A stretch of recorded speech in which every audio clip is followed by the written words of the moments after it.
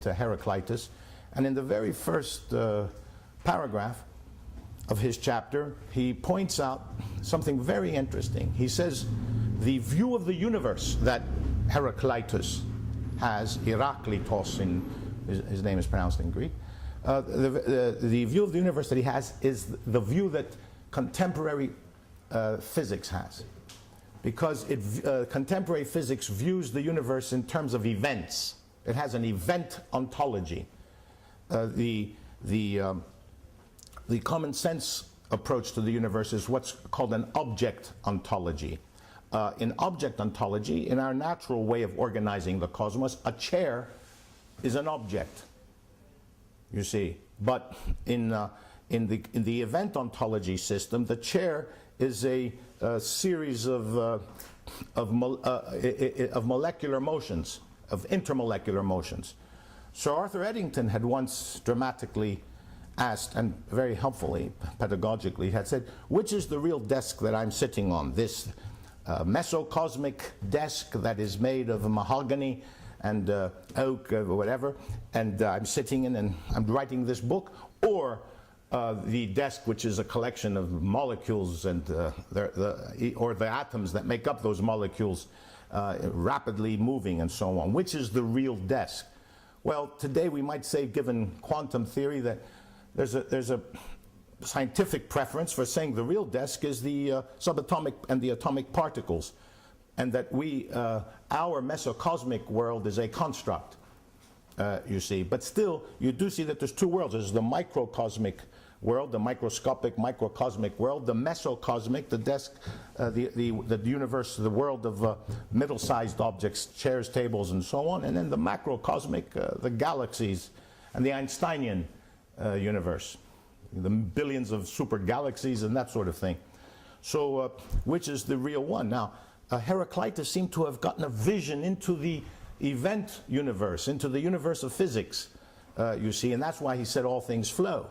And once he said that, he then goes on to say that he says that, but this flowing is not confused and chaotic. It's not willy-nilly. He said, beneath all the appearances of flux, there is the hidden harmony, the apocryphy harmonia. I like to point out that I'm proud to be a panel member of Paul Pisanos's television program on a Greek Extra channel now for these last few years, which he has titled Apocryphy Harmonia. And he has a magazine that he puts up with that title. And I think, is it called Aorati now? No, it's still Apocryphy Harmonia. The word apocryphy means apocryphal.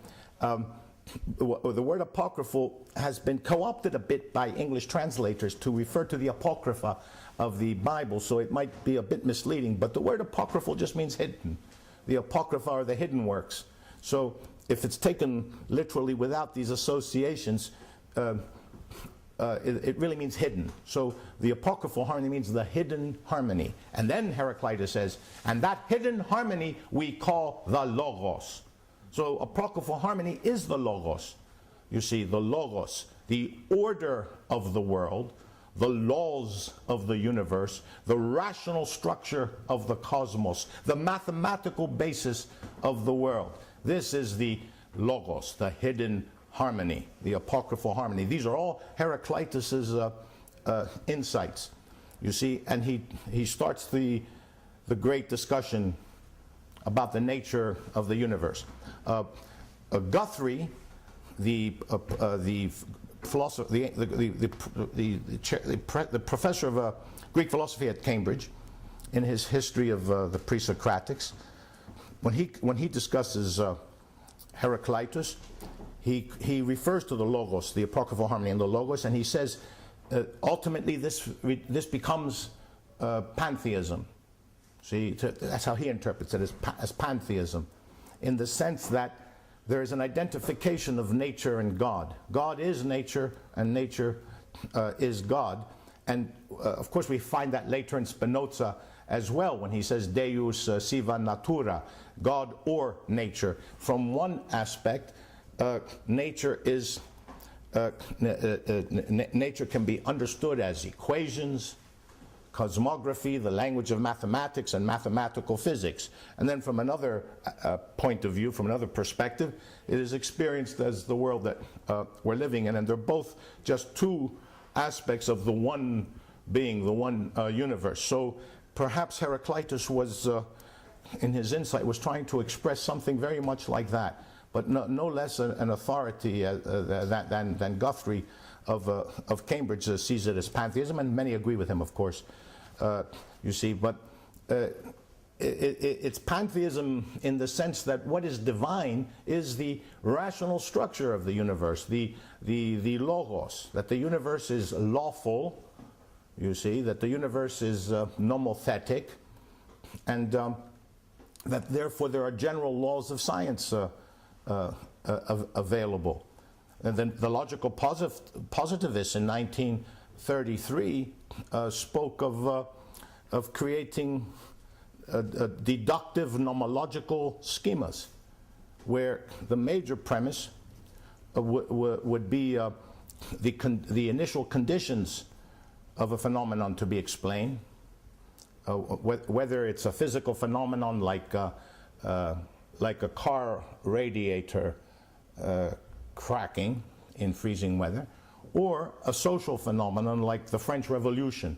You would itemize, you would list the series of initial conditions in the major premise, then the minor premise would consist of the laws, law sub 1, law sub 2, law sub 3, up to the law sub n, and each of these would be a general law of science, and then the conclusion would be, therefore, the car radiator cracked, or therefore, the French people revolted. Given these conditions, poverty and the class warfare and this and that, and then the comment of Marie Antoinette, whatever, and then you have L sub 1, the law of rising expectations, and L sub 2 could be the law of conspicuous consumption, that gilded gilded carriages were going around, the upper classes were parading themselves in a very expensive garb and so on, and the lower classes were crying for bread. So those two laws might account for, given these conditions and initial conditions and these laws, this event took place. So they feel that the entire social world is nomological, just as the physical world is. And this was the manifesto of logical positivism, empiricism, logical empiricism in 1933, where all the great scientists of the world, as well as the philosophers, gathered. Therefore, we can say that Heraclitus had immediately, somehow, spontaneously, holistically apperceived that the universe is lawful. And therefore he says that even though everything flows and you cannot step into the same river twice, that still doesn't mean that things are willy-nilly and that they're chaotic and anything can happen and there's a total disorder. Quite the contrary, there is a hidden harmony. There's not an obvious harmony, there's a hidden harmony, but the harmony is there. And this is the logos, you see.